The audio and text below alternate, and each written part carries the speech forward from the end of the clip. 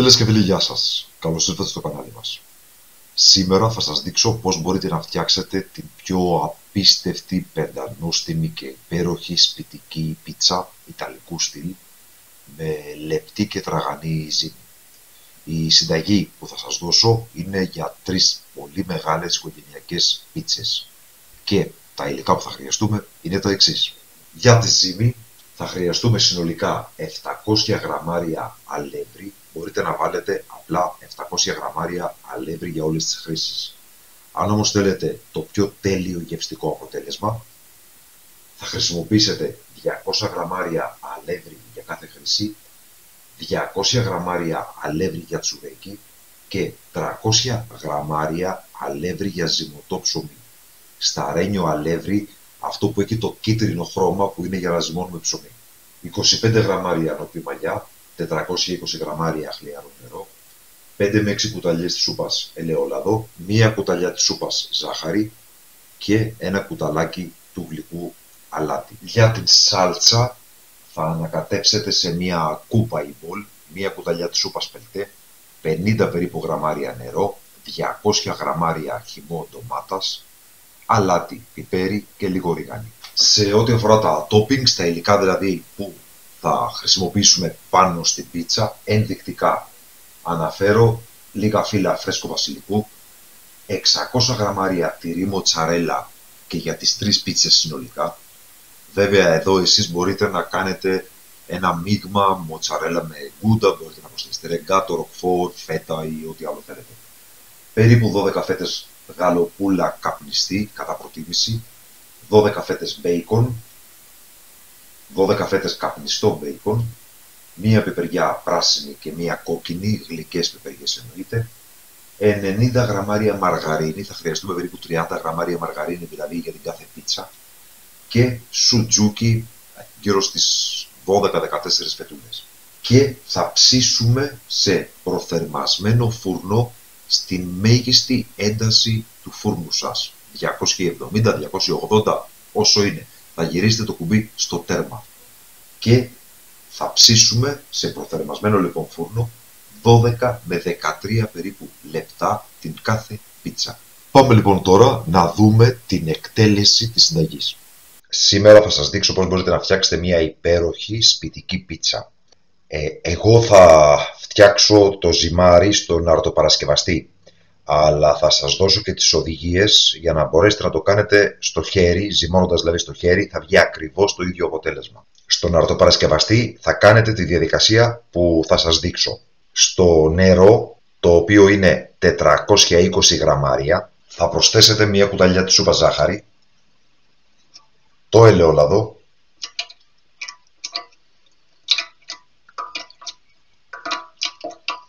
το αλεύρι, 700 γραμμάρια. Για το καλύτερο αποτέλεσμα μπορείτε να κάνετε αυτό που κάνω και εγώ. Δηλαδή, εδώ έχω ένα μείγμα το οποίο είναι 200 γραμμάρια αλεύρι για τσουρέκι, 200 γραμμάρια αλεύρι για όλες τις χρήσεις και 300 γραμμάρια αλεύρι σταρένιο, το κίτρινο που είναι για το χωριάτικο ψωμί.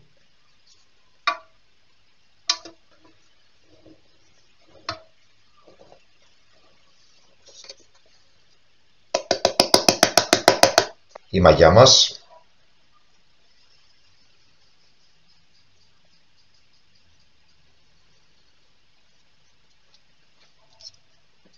και ένα κουταλάκι του γλυκού αλάτι. Προσέξτε μόνο να μην πέσει πάνω στη μαγιά, δηλαδή βάλτε το στα σημεία που δεν έχετε βάλει μαγιά.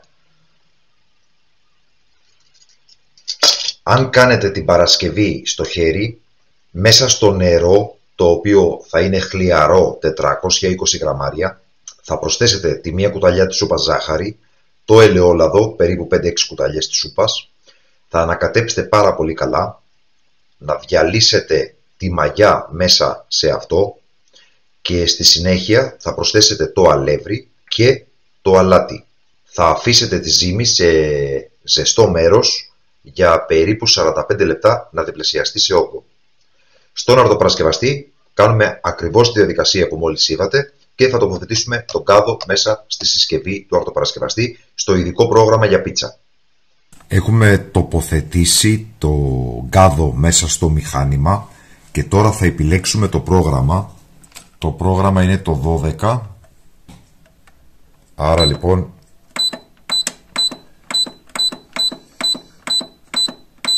το 12 και θα πατήσουμε το κουμπί της έναρξης.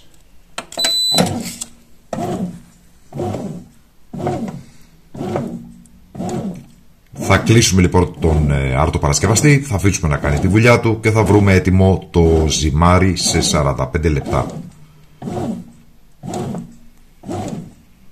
Μέχρι να γίνει το ζυμάρι μας θα κάνουμε κάποιες άλλες προετοιμασίες των υλικών μας. Μία κουταλιά της σούπας πελτέ ντομάτας, περίπου 50 ml νερό, λίγο νεράκι δηλαδή. Θα ανακατέψουμε. Η σάλτσα δεν χρειάζεται βράσιμο, επειδή το βλέπω σε πάρα πολλά βίντεο. Δεν έχει νόημα να λερώνετε σκεύη και να ταλαιπωρήσετε αφού θα ψηθεί. Μισό κουταλάκι του γλυκού αλάτι, πιπέρι,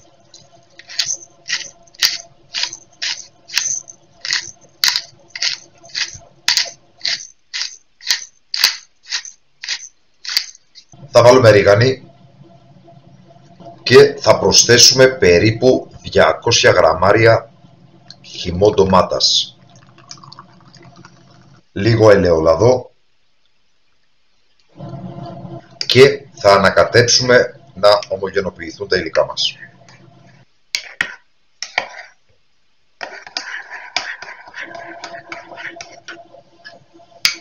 Η σάλτσα μας είναι έτοιμη.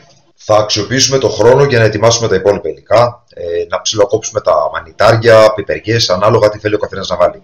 Εγώ μανιτάρια δεν θα βάλω μόνο πιπεριές, κόκκινη και πράσινη.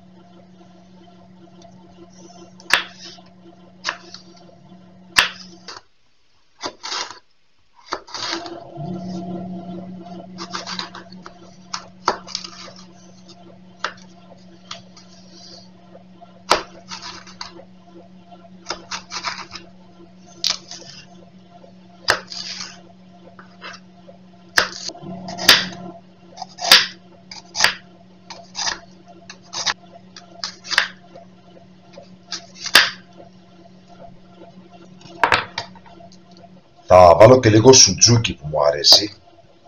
Είναι από την κατάψυξη αλλά κόβεται.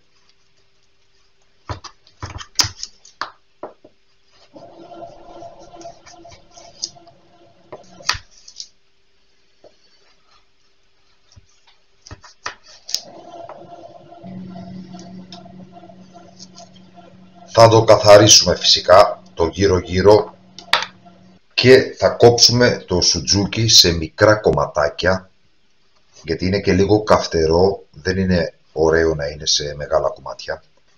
Εγώ την κάθε φετούλα την κόβω στα 4.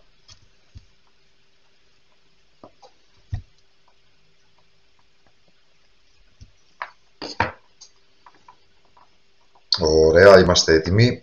Θα βάλουμε και το σουτζούκι σε ένα σκεύος και θα έχει αρκετό χρόνο για να ξεπαγώσει, γιατί είναι από την κατάψυξη όπως σας είπα, μέχρι να γίνει το ζυμάρι μας. Τα αλαντικά είναι έτοιμα κομμένα από το σούπερ μάρκετ, δεν χρειάζεται κάποια ιδιαίτερη διεργασία. Θα τα πούμε λοιπόν όταν γίνει το ζυμάρι. Θα χρειαστούμε 3 ταψιά ή λαμαρίνες ή ταψάκια πίτσας, πάνω στα οποία θα βάλουμε χαρτί ψησίματος και θα ρίξουμε στην επιφάνεια του χαρτιού λίγο κίτρινο αλεύρι για σματό ψωμί ή σιμιγδάλι ψηλό.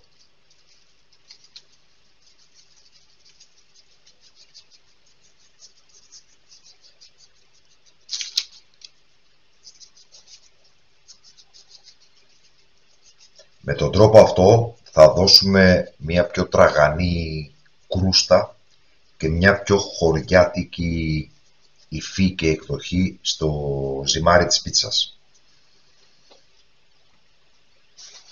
Το ζυμάρι μας είναι έτοιμο όπως βλέπετε.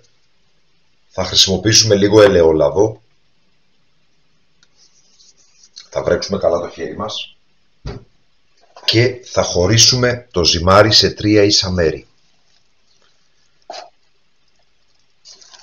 και θα βάλουμε καθένα από αυτά τα 3 κομμάτια πάνω σε μία λαμαρίνα.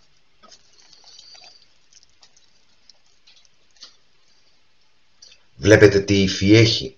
Αυτή πρέπει να είναι η υφή αν θέλετε να φάτε πραγματική πίτσα και όχι ψωμί.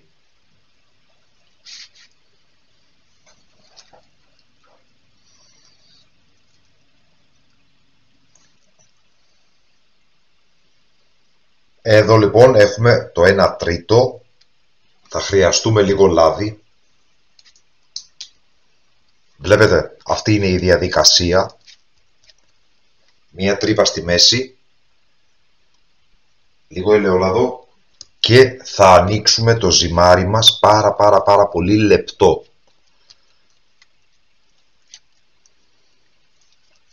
Αν δείτε ότι αυτό σας κουράζει, το εγκαταλείπετε, πηγαίνετε στη δεύτερη λαμαρίνα, ανοίγετε όσο παίρνει, μετά στην τρίτη και μετά ξαναγυρίζετε στην πρώτη. Με αυτόν τον τρόπο το ζυμάρι θα φτάσει πλέον να έχει τρύπες, να είναι τόσο λεπτό δηλαδή που πλέον δεν μπορεί να κρατήσει τη συνοχή του.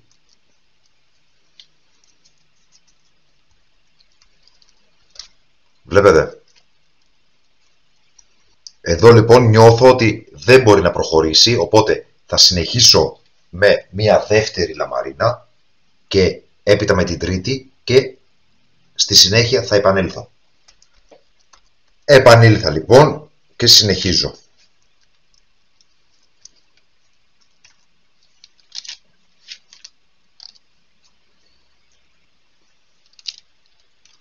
Δείτε τι ωραία που ανοίγει.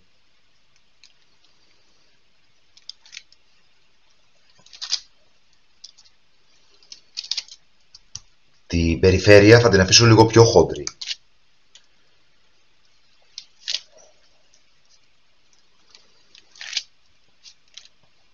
Αυτή τη τεχνική μου την έχει μάθει ένας Ιταλός φίλος μου από τη Βερόνα.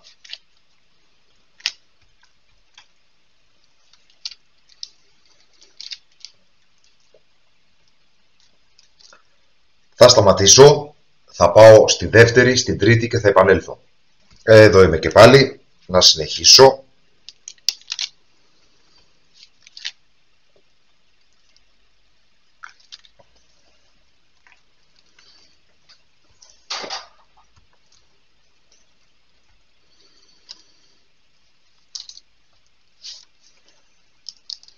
Κοιτάξτε τι ωραία που ανοίγει.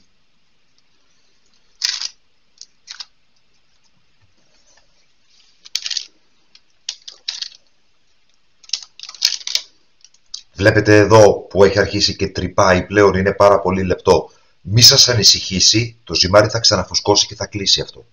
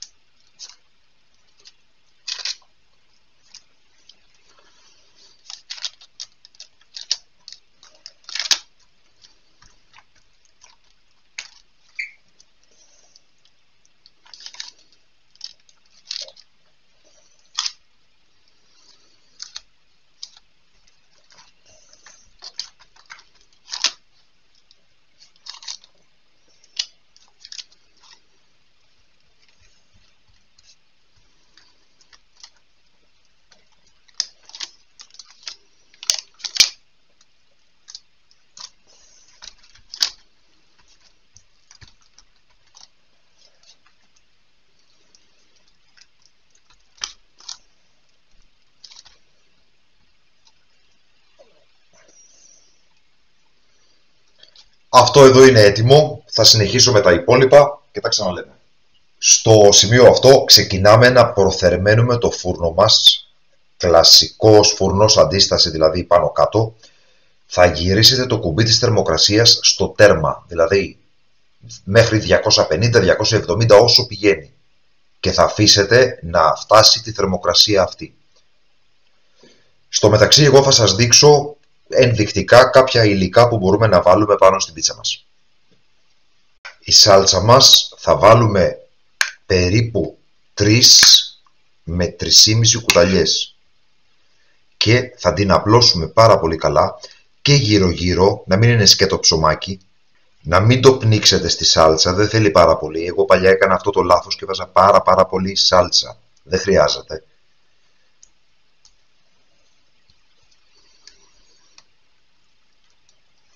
Το βλέπετε?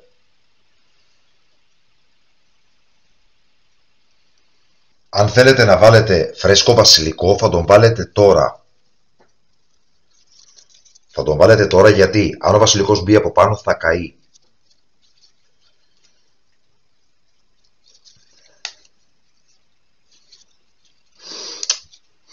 Μοσχομυρίζει.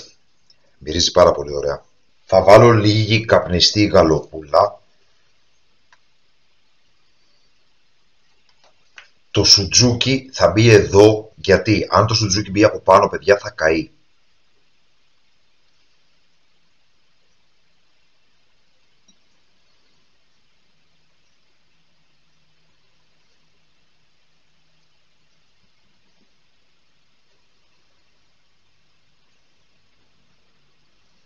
Αν σας έχει μείνει σάλτσα, θα βάλετε ελάχιστη πάνω από το σουτζούκι.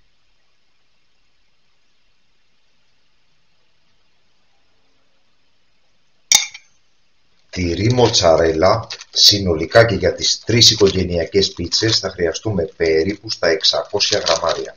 Φυσικά μπορείτε να βάλετε και γκούντα, επίσης μπορείτε να βάλετε και σε μικρότερες ποσότητες ρεγκάτο, ροκφόρ ή όποιο άλλο τυρί της αρεσκίας σας, φέτα, αν θέλετε να κάνετε την ελληνική εκδοχή με ντοματίνια, ελιές κτλ.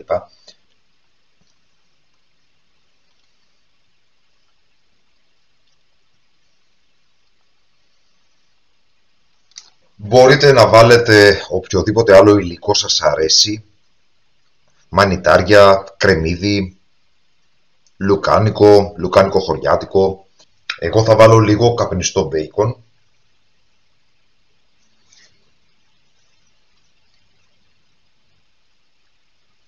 Και επειδή εμένα μου αρέσει πάρα πολύ το μπέικον, θα βάλω έξτρα και λίγο από το απλό, το κλασικό. Εσείς μπορείτε βέβαια να τη φτιάξετε στα μέτρα σας. Θα βάλουμε τώρα την πιπεριά μας. Όση πιπεριά θέλετε εσείς και σας αρέσει. Εγώ τη λατρεύω, οπότε όπως βλέπετε βάζω αρκετή. Και τέλος λίγη μαργαρίνη που θα βάλω εγώ ή και βούτυρο αν θέλετε. Δηλαδή γύρω στα 20-30 γραμμάρια στην κάθε πίτσα. Αυτό θα βοηθήσει στο να μην ξεραθεί η πίτσα, να είναι ζουμερή.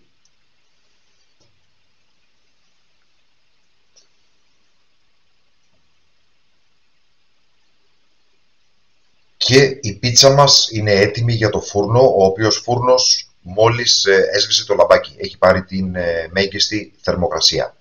Θα ψήσουμε λοιπόν την πίτσα για 13 λεπτά.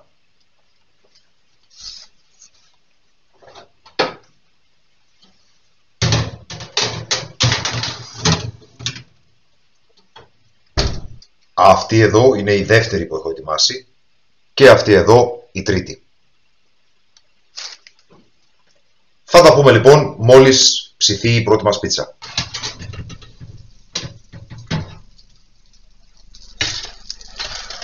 Η πίτσα μας είναι έτοιμη. Καίει πάρα πολύ αυτή τη στιγμή. Θα την αφήσουμε να σταθεί για περίπου 5 με 10 λεπτά και στη συνέχεια θα την κόψουμε. Δεν ξέρω αν μπορείτε να ακούσετε το θόρυβο, ακόμα κοχλάζει. Και μπορούμε να βάλουμε και λίγο βασιλικό στο κέντρο. Περιμέναμε 5 μαρτυρικά λεπτά και πλέον ήρθε η ώρα να κόψουμε την πίτσα. Βλέπετε είναι ακόμα υγρή, πρέπει να την αφήσετε κι άλλο κανονικά.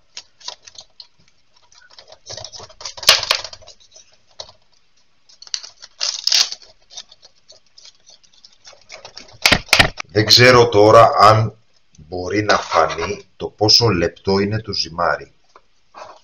Βλέπετε,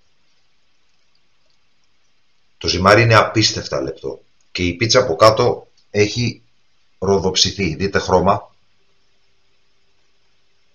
Αυτή ήταν λοιπόν η συνταγή μας, ελπίζω να σας άρεσε. Αν σας αρέσουν τα βίντεο που ανεβάζουμε, μην ξεχάσετε να κάνετε εγγραφή στο κανάλι, να πατήσετε το καμπανάκι για να λαμβάνετε τις ειδοποιήσεις και βέβαια να κοινοποιείτε τις συνταγές που ανεβάζουμε στα μέσα κοινωνικής δικτύωσης, σε φίλους και γνωστούς σας. Αν δεν σας αρέσουν τα βίντεο που ανεβάζουμε, τότε μπορείτε να συστήσετε το κανάλι σε κάποιους ανθρώπους που πιθανά αντιπαθείτε. Δεν μένει παρά να σας ευχαριστήσω που παρακολουθήσατε το βίντεο αυτό. Καλή συνέχεια, να είστε όλοι καλά.